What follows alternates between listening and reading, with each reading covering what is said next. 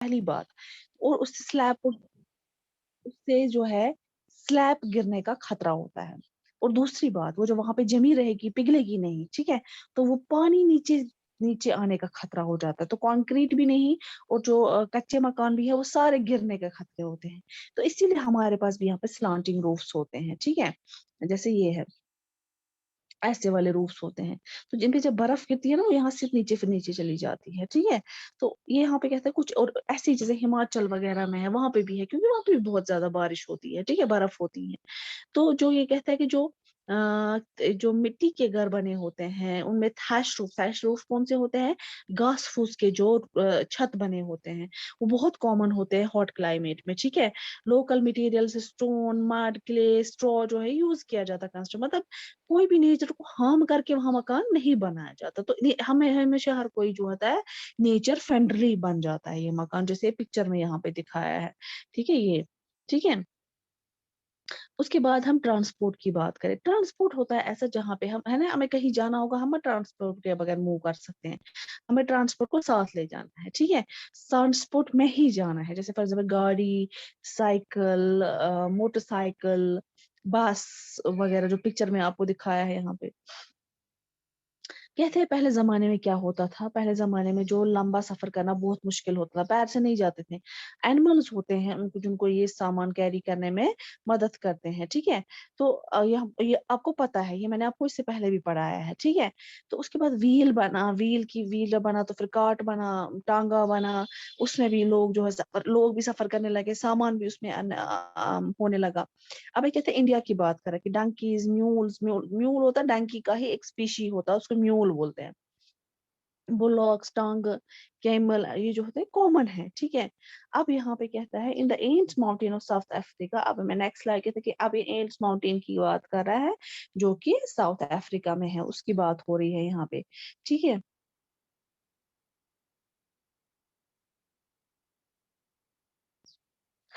तो कहता है कि अच्छा, एंड्स माउंटेन जो साउथ अफ्रीका में है, तो इल्मस आर यूज, यहाँ पे इल्मस यूज होते हैं उनको। आपने याक देखे जो तिब्बत में होते हैं, जिनके लंबे लंबे वूल, लंबे लंबे तक नीचे तक जैसे बाल होते हैं, फिर उनको वही वूल हम निकाल के जो है तिब्बत का वूल जो वो निकालते हैं, ठीक है। जो अर्ली ट्रेडर्स थे, अर्ली ट्रेडर्स मतलब पुराने जमाने के जो ट्रेडर्स थे, जो दूसरे कंट्री से आते थे, उनको बहुत सारे महीने लगते थे एक सामान पहुंचाने में, क्योंकि वो कैसे आते थे, या तो वो यही सोर्स होता था उनका एनिमल्स का लाने का, या उनका सी रूट होता था, या लैंड रूट, लैंड रूट पता है एनिमल्स का, सी रूट हो गया शिप वगैरह का। And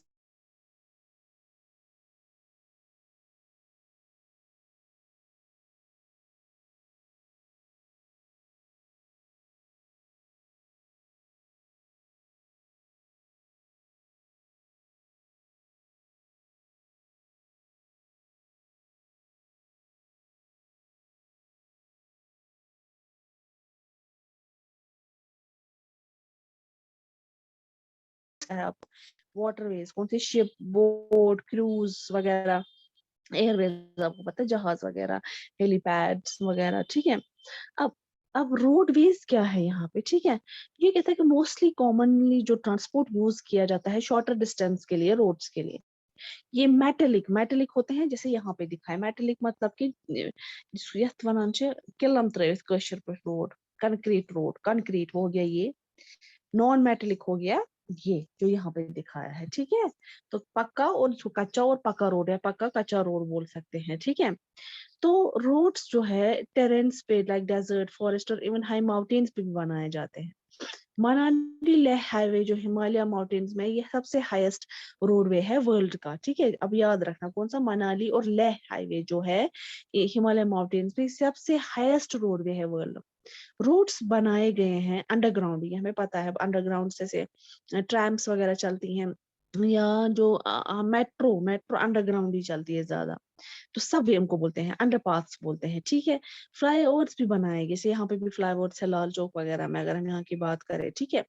अब रेलवेज की बात करें, रेलवे जो है वो काफी ज्यादा बड़े बड़े सामान उठाता है, और लोगों को बहुत, जहां तक दूर दूर यहाँ से, मतलब यहाँ से बैंगलोर जाना होगा, यहाँ से मुंबई जाना होगा, हमें यहाँ से तो ट्रेन नहीं है, हम यहाँ से जम्मू जाते हैं, जम्मू से ट्रेन कैच करते हैं जो हमें डिफरेंट डिफरेंट जगहों पे ले जाती है, ठीक है।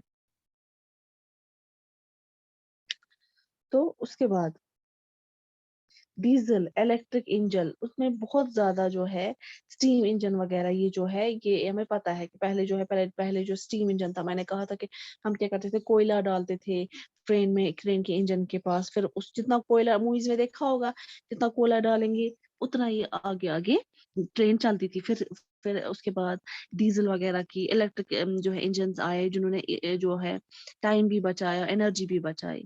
अगर हम जगहों की बात करें, सुपर फास्ट ट्रेन भी पता है, बुलेट ट्रेन जो सऊदी में अभी बुलेट ट्रेन बनी हुई है, ठीक है, या सुपर फास्ट ट्रेन होती है, जैसे राजधानी एक्सप्रेस है, वो भी तेज चलती है।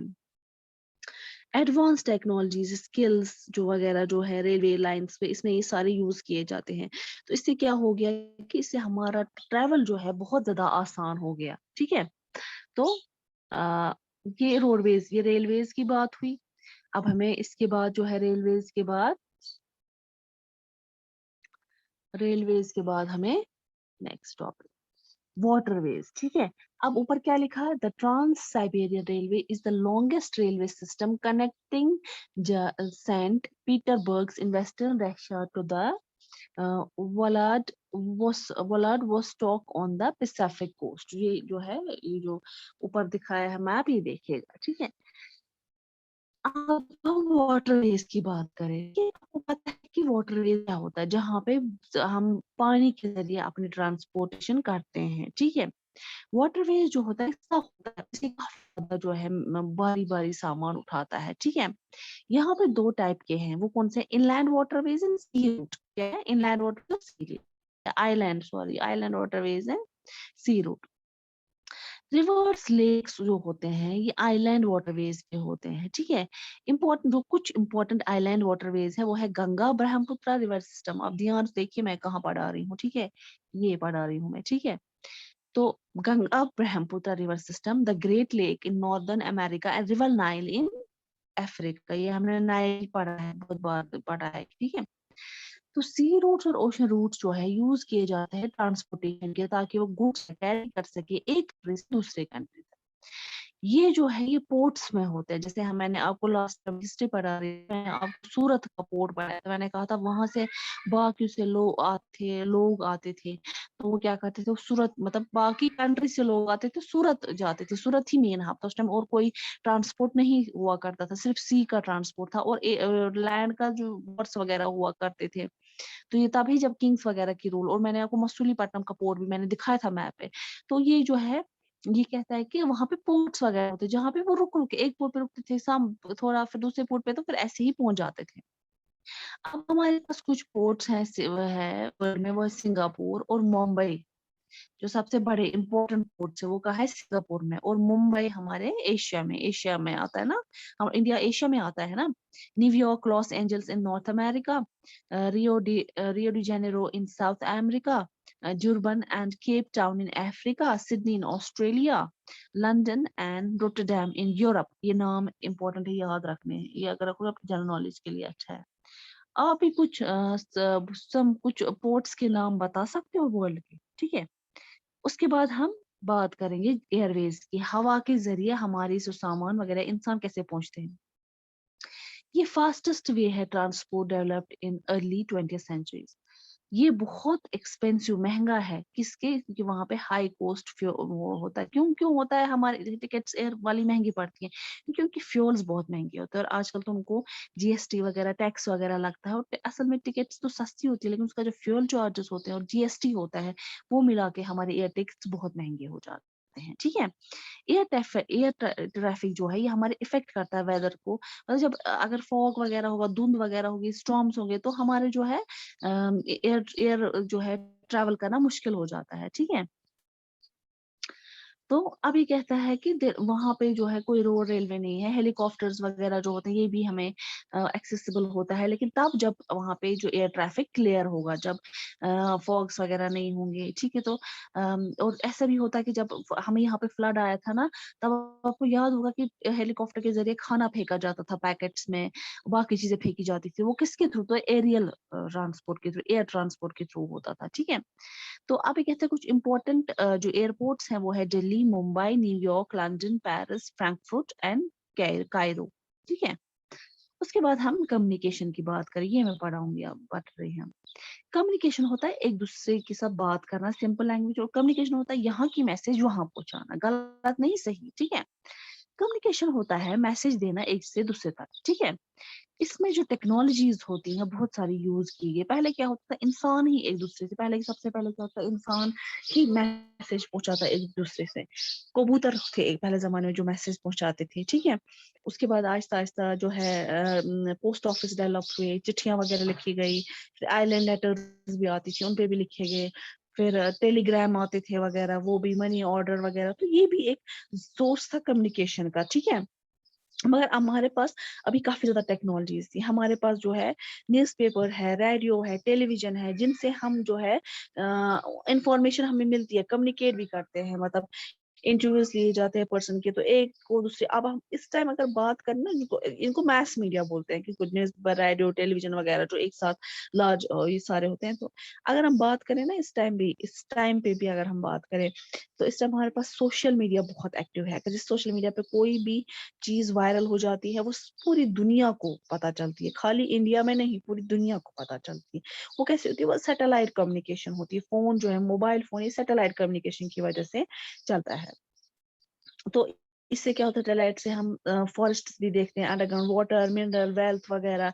वेदर फोरकास्टिंग हमें कैसे पता चलता है आज बारिश है, ये कैसे, वो सारी वेदर फोरकास्टिंग भी सैटेलाइट की वजह से होती है। तो अभी आजकल बहुत ज्यादा कॉमन हो गया है। इंटरनेट ने वर्ल्ड वाइड इंफॉर्मेशन, इंटरनेट ने एक मतलब कहते हैं कि it has made the world A small village. एक छोटा सा गांव बना है पूरी दुनिया को, कि यहाँ का लोग, यहाँ का भी कश्मीर में बैठ के आप दुनिया के किसी भी कोने में कोई और इंसान हो, उनसे बात कर सकते हैं, इंफॉर्मेशन कम्युनिकेट कर सकते हैं, ठीक है। तो कम्युनिकेशन का हमने पढ़ा, कम्युनिकेशन के बारे में।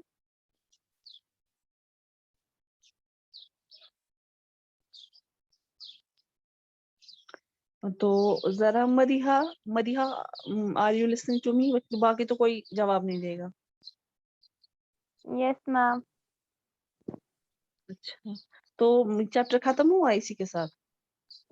Yes ma'am. हम्म, मैम क्या? हुआ ना?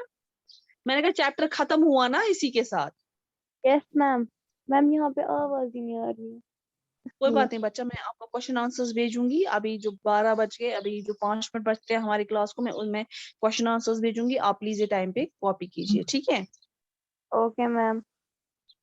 ओके, बाकी तो जवाब ही नहीं, बाकी और मूवेस्ट प्लीज इस चीज को नोट किया जाए। आप रिकॉर्डिंग करते हो मगर ये चीज नहीं देखते हो कि बच्चे क्लास में कितने आते हैं और कौन रेस्पॉन्ड करता है, फिर हम क्लास नहीं देंगे तो तब भी आप लोगों को प्रॉब्लम हो जाती है। ओके, चलिए, अल्लाह हाफिज। अल्लाह हाफिज मैम।